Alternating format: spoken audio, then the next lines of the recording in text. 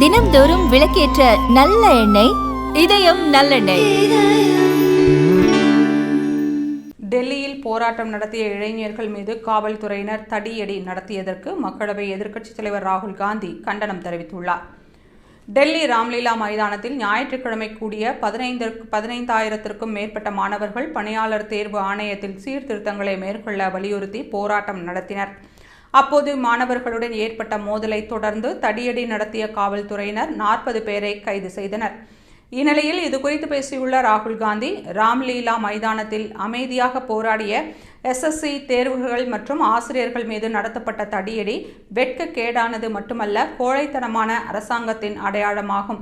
தங்களின் வேலை வாய்ப்புகளுக்காகவும் உரிமைகளுக்காகவும் போராடிய இளைஞர்களுக்கு லத்தியால் அடி மட்டுமே கிடைத்தது.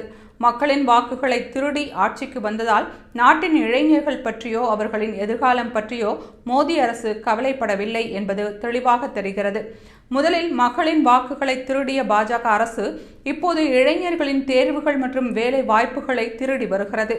அடுத்தடுத்ததாக மக்களின் உரிமைகளையும் குரலையும் மோடி அரசு நசுக்கும் என்று தெரிவித்துள்ளார்.